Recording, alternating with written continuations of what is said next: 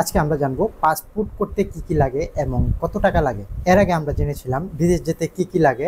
এ সম্পর্কিত সেই ভিডিওটি আমাদের ইউটিউব চ্যানেলে রয়েছে, সেটি দেখে নিতে পারেন। ভিডিও লিংক দেওয়া থাকবে ভিডিও ডেসক্রিপশন এবং কমেন্ট বক্সে। তাহলে চলুন আমরা জেনে নিই পাসপোর্ট করতে কি কি লাগে। পাসপোর্ট করার জন্য প্রথমে আমাদের যেটি লাগবে জন্ম নিবন্ধন অথবা ভোটার আইডি কার্ড।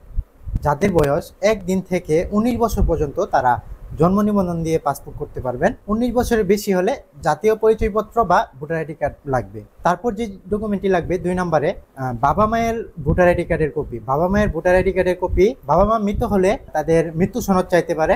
সাধারণত বাবা মা মৃত হলে এগুলো প্রয়োজন পড়ে না, তারপরেও যাদের সম্ভব তারা সাথে করে নিয়ে যাবেন। 3 নম্বরে আমাদের যে জিনিসটি লাগবে নাগরিকত্ব সনদ বা চেয়ারম্যান সার্টিফিকেট। এটি ইউনিয়ন পরিষদ থেকে নেওয়া যায়, এটি ইউনিয়ন পরিষদে গিয়ে বললেই দিয়ে দিবে।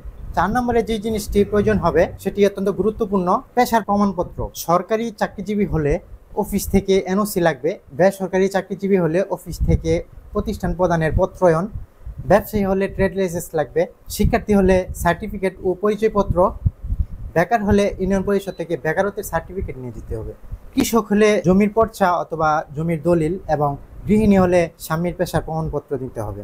5 নম্বরে যে জিনিসটি দিতে হবে সেটি হচ্ছে স্থায়ী ঠিকানার প্রমাণপত্র। নিজ কিংবা নিজের পরিবারের অথবা নিকটাত্মীয় কারো গ্যাস, পানি অথবা বিদ্যুৎ বিলের কপি। এগুলো যদি না থাকে তাহলে জমির দলিল কিংবা জমির পর্চা দিতে হবে। 6 নম্বরে যে জিনিসটি সেটি হচ্ছে স্বামী অথবা স্ত্রীর ভোটার আইডি। যদি পুরুষ হয় তাহলে স্ত্রীর ভোটার আইডি, যদি মহিলা হয় তাহলে স্বামীর ভোটার আইডি, এবং সাথে দিতে হবে কাবিননামা, ম্যারেজ সার্টিফিকেট। 7 নম্বরে যে অপশনটি রয়েছে এটি হচ্ছে জরুরি যোগাযোগ। ইমার্জেন্সি কন্ট্যাক্ট নামে একটি অপশন থাকে পাসপোর্টে। এটি নিকটাত্মীয় যে কারোর নাম, ঠিকানা ও মোবাইল নম্বর প্রয়োজন পড়ে, সেজন্য তার ভোটার আইডি কার্ড অথবা জন্ম নিবন্ধন দেখে এই নামগুলো এন্ট্রি করার জন্য তার একটি ডকুমেন্ট লাগবে। 8 নম্বরে যেটি হচ্ছে পুরাতন পাসপোর্ট থাকলে, যাদের পূর্বে পাসপোর্ট রয়েছে তাদের সেই পাসপোর্টের কপিটি লাগবে। সেই পাসপোর্টের ছবির অংশ এবং ঠিকানার অংশ দুটি একসাথে রঙিন প্রিন্ট হলে ভালো হয়, রঙিন ফটোকপি যেটাকে বলে। 9 নম্বরে যেটি 1 কপি পাসপোর্ট সাইজের ছবি। এটি সকল পাসপোর্ট অফিসে প্রয়োজন পড়ে না, তবে কিছু কিছু জায়গায় তারা ছবি চায়, সেজন্য 1 কপি পাসপোর্ট সাইজের ছবি সাথে রাখা ভালো। 10 নম্বরে যে অপশনটি রয়েছে সেটি হচ্ছে অনলাইন আবেদন ফর্ম। এটি হচ্ছে সবচেয়ে বেশি গুরুত্বপূর্ণ। এখানে ই পাসপোর্টের ওয়েবসাইট হতে তাদের নির্দেশিত মাধ্যমে আবেদন করে ফর্ম প্রিন্ট করে, ফর্মের মধ্যে 3টি পৃষ্ঠা থাকবে প্রধান এবং 1টি সামারি থাকবে। সেই ফর্মের লাস্ট যে ফর্মটি রয়েছে সেই ফর্মে নিজে স্বাক্ষর করে সেটি জমা দিতে হবে।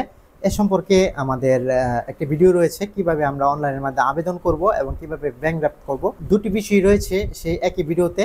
ভিডিও লিঙ্কটি ভিডিও ডেসক্রিপশন এবং কমেন্ট বক্সে দেওয়া থাকবে, এবং ফাইলগুলো কিভাবে সাজাতে হয় সেই নির্দেশনাও আমাদের সেই ভিডিওতে দেওয়া থাকবে। আশা করি সেই একটি ভিডিও দেখলে পাসপোর্ট কিভাবে করতে হয় প্রথম থেকে শেষ পর্যন্ত আপনারা বুঝে যাবেন। সর্বশেষ যে বিষয়টি সেটি হচ্ছে ব্যাংক ড্রাফট কপি। ব্যাংক ড্রাফটের একটি কপি লাগবে, আবেদন ফর্মের সাথে জমা দিতে হবে। অনলাইনের মাধ্যমে আবেদন করার সময় সেখানে তাদের দেওয়া লিঙ্কের মাধ্যমে ব্যাংক ড্রাফট করা যাবে, তবে সেই লিঙ্কটি অনেক সময় সঠিকভাবে কাজ করে না। আমরা পরামর্শ দিব সেখানে ব্যাংক ড্রাফট না করে আবেদন কমপ্লিট করে এসে চালানের মাধ্যমে ব্যাংক ড্রাফটটি করা। আবার কেউ চাইলে সরাসরি ব্যাংকের মাধ্যমে এটি দিতে পারবেন। ব্যাংকের মাধ্যমে দিতে গেলে দেখা গেছে অনেক সময় আমাদের সময় বেশি অতিরিক্ত নষ্ট হয়, সেজন্য আমরা চালানের মাধ্যমে ব্যাংক ড্রাফটটি সম্পন্ন করব। আমরা কিভাবে এটি করে থাকি চালানের মাধ্যমে ব্যাংক ড্রাফট, আশা করি সেই ভিডিওটি প্রথম থেকে শেষ পর্যন্ত দেখলে আপনারা সকলে পাসপোর্ট কিভাবে করতে হয় সুন্দর একটি ধারণা পাবেন। পাসপোর্ট করলে কত টাকা লাগে? পাসপোর্ট সাধারণত 2টি ক্যাটাগরিতে হয়ে থাকে, একটি হচ্ছে 48 পৃষ্ঠা এবং অন্যটি হচ্ছে 64 পৃষ্ঠা।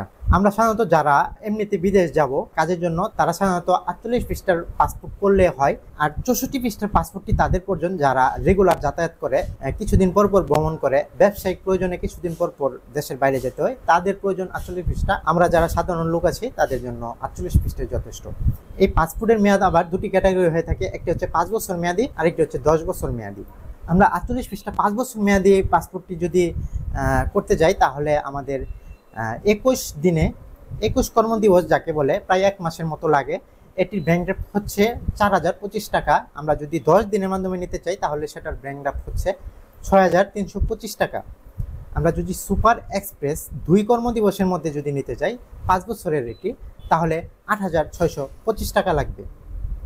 আর আমরা যদি 48 পৃষ্ঠা 10 বছরের পাসপোর্ট করতে চাই তাহলে 21 কর্মদিবস যেটি সেটি হচ্ছে 5,750 টাকা ব্যাংক ড্রাফট। আমরা যদি এটি 10 কর্মদিবসে করতে চাই তাহলে 8,050 টাকা ব্যাংক ড্রাফট। আমরা যদি এটি 2 কর্মদিবসে করতে চাই তাহলে 10,350 টাকা ব্যাংক ড্রাফট। যেহেতু সকলেই সাধারণত 48 পৃষ্ঠা পাসপোর্ট করে থাকে এবং কিছুদিন আগে আমরা আরও একটি তথ্য জেনেছিলাম 64 পৃষ্ঠার পাসপোর্টের আবেদন বর্তমানে বন্ধ রয়েছে। যাই হোক, তারপরেও যদি আপনারা এটি করতে চান তাহলে অফিসে খোঁজ নিয়ে তারপরে পাসপোর্টটি করবেন। ভিডিওটি দেখার জন্য সবাইকে ধন্যবাদ। ভিডিওটি ভালো লাগলে অবশ্যই একটি লাইক দিবেন, শেয়ার করেন আপনার বন্ধুদের সাথে। এ সম্পর্কে আরও কোনো তথ্য জানতে কমেন্ট করতে পারেন। আমাদের আধুনিক একটি ফেসবুক পেজটি ফলো এবং আধুনিক একটি ইউটিউব চ্যানেলটি সাবস্ক্রাইব করার অনুরোধ থাকবে। সকলে ভালো থাকবেন। আল্লাহ হাফিজ।